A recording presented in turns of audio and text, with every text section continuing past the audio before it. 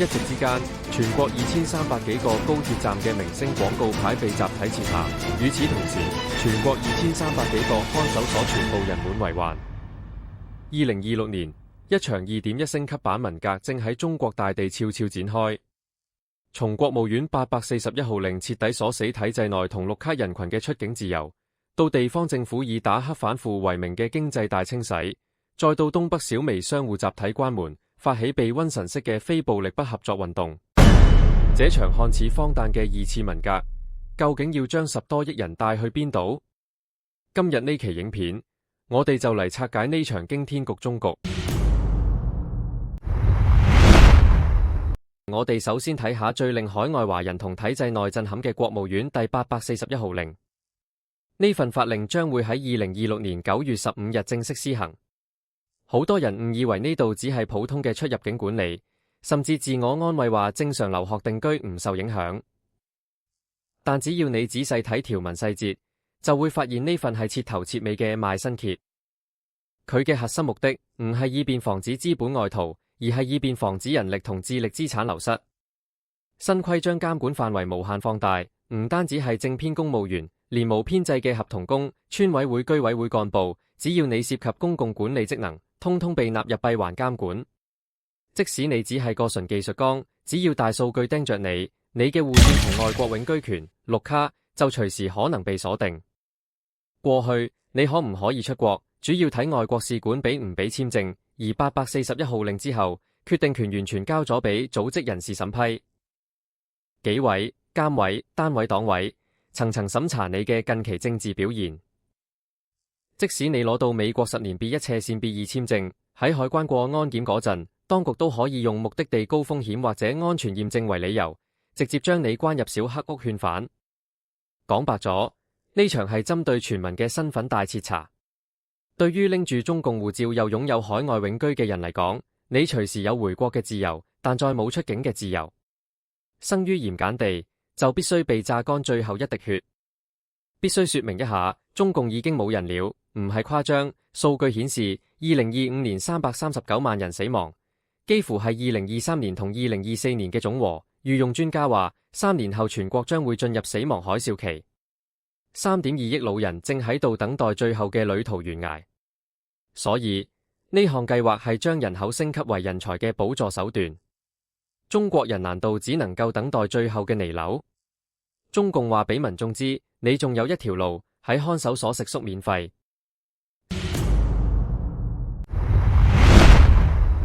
限制出境只係第一步，喺體制內部，一場以打黑反腐同深化掃黑除惡為名嘅整肅同收割正喺度狂飆。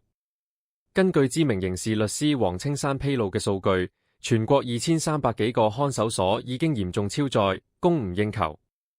以廣東東莞為例，投資3.7億新建嘅第4看守所，剛建好就塞滿咗2000多人。福建南平直接建第2拘留所，總建築面積4萬多平方。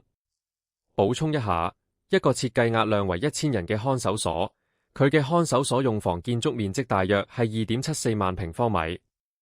喺好多地方，原本只能住12人嘅倉房，硬生生塞咗20幾個人入去，大家只能像鐵餅紙咁擠喺大通鋪上面。中共嘅看守所往往係3所合一嘅單位，包括刑事拘留所、行政拘留所以及看守所，但通常行政拘留所係單獨嘅，面積唔大，而看守所入面關押嘅，除了行政拘留幾天或者最長15天嘅過客，刑事拘留所關押住刑事拘留嫌疑人，逮捕後等待上庭，以及上庭後等待判決。上訴人員仲未交付監獄執行嘅人員，此外仲包括法院區域1年以內短刑嘅服刑人員，稱為冇送上山嘅犯人。點解看守所會爆滿？答案好殘酷，經濟體制衰退，地方財政崩潰，當局開始合法行為輕罪化同刑事收割。做小買賣嘅被定性為非法經營，拖欠款項嘅被扣上詐騙罪，甚至連去山上採野草、去河裏撈小魚小蝦，或者洗浴中心打井抽地下水，都可以被算做非法採礦罪。官員為了完成指標、獲取政績，甚至是為了尋租索賄，將大量普通民眾同企業家送進看守所。當局喺看守所已經嚴重超負荷運行嘅情況下，仲喺度努力找人，一邊宣稱要在全國開展深化掃黑除惡專項鬥爭，一邊卻將手伸向咗民間嘅微薄財富。黨媒話，從今年7月開始，利用1年左右時間，喺全國範圍開展深化掃黑除惡專項鬥爭。喺中共嘅鬥爭語境中，與運動係聯生關係，佢嘅深層邏輯係民眾接受無神論嘅治國理念，喺無所畏懼中，為名利地位金錢無惡不作，為個人利益鋌而走險，喺被毒害中走上犯罪之路，以此形成惡性循環。基於共產主義罪惡實踐，危害係中共執政綱領嘅自毀章節，從而形成了作製毒販毒者亦係執法者雙向並行。豢養村霸、鄉霸、沙霸、礦霸、街霸、市霸等所謂黑惡勢力，基因都有紅色成分，並喺黨中央嘅領導下發展壯大。反過嚟講，體制嘅危害永遠清除唔咗，因為喺清除過程中總會不斷產生。更重要嘅係，中共本身就係最大嘅犯罪集團組織、黑惡組織。掃黑除惡意味住公檢法有規定有任務咁執行，看守所同時將面臨巨大嘅人頭湧湧壓力。每一次以鬥爭運動開展嘅鐮刀收割，帶住專政威懾力，同時將造成巨大嘅連帶傷害，波及無辜者，造成大量嘅冤假錯案。如果話呢項運動僅僅係肉體枷鎖，禁身形洗腦則主攻意識形態，強制民眾服從嘅英雄敘事，營造習近平統治嘅恐怖氛圍，拎專政武器對無辜者進行嘅又一次鐮刀收割。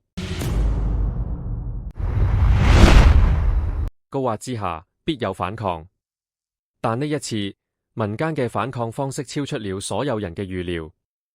2026年4月25日，黑龍江綏化市清江縣發生咗一件意義深遠嘅事，全縣小微商戶突然集體關門停業。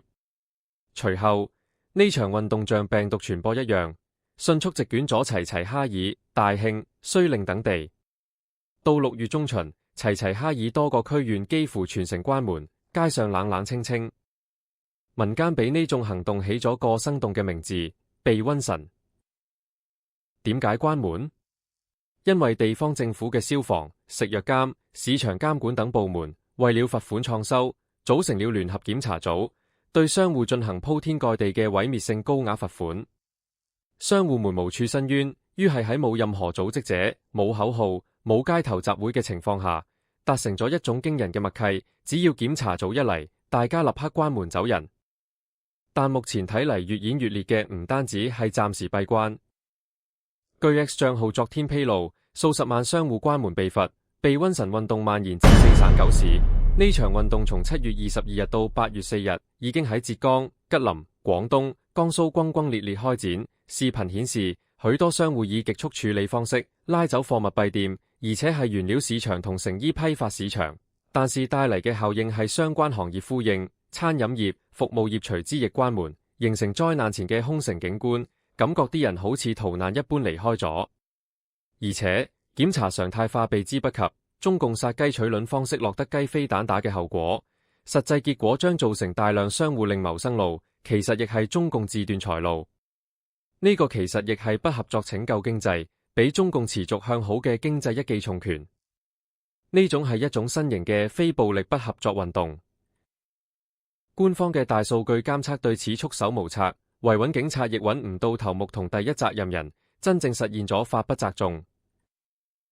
當年甘地用非暴力不合作運動重創咗英國嘅殖民統治，今日中國普通民眾喺生存絕境中被迫催生出嘅避瘟神運動，正喺度用最溫和卻最難被打擊嘅方式，重創當局嘅財政同 GDP， 打破咗極權統治不可戰勝嘅神話。面對經濟崩潰同民間不合作，當局採取嘅應對手段係一套極具文革色彩嘅精神控制。與2300個看守所遙相呼應嘅係全國2300多個高鐵站嘅集體換臉，幾乎係喺同一時間，從北京首都機場到上海虹橋，從廣州南站到成都公交站，所有當紅明星嘅商業廣告被一夜撤空，取而代之嘅係劉胡蘭、黃繼光、長津湖冰雕連等高度黨化、英雄化嘅宣傳海報。呢種高密度嘅視覺轟炸，完全套用咗納粹宣傳部長戈培爾嘅名言：謊言重複1000遍唔一定成真理，但如果重複1000遍兼且唔許人哋戳穿，大家就會將佢當成真理。當局試圖用強烈嘅精神洗腦同恐怖氛圍嚟掩蓋15開局之年嘅經濟慘狀，強制要求民眾服從佢嘅英雄敘事。血淋淋嘅現實，你如何選擇？國務院841號令嘅鎖人閉環、看守所嘅人滿為患、高鐵站嘅文革式洗腦，以及民間自發嘅被瘟神抵抗，呢啲正喺度發生嘅歷史，構築成了2026年中國最真實嘅圖景。當極權嘅鐮刀揮向每一個人，當溫和嘅不合作成為最後嘅武器，身處其中的每一個人都必須睇清自己面臨嘅危機。前路漫漫，面對呢場2.1版嘅2次文革，你認為民間嘅不合作運動能否點燃變革嘅火花？歡迎喺評論區留下你嘅睇法。如果你喜歡今日嘅深度拆解，請點讚、訂閱同開啟小鈴。我哋下期影片見。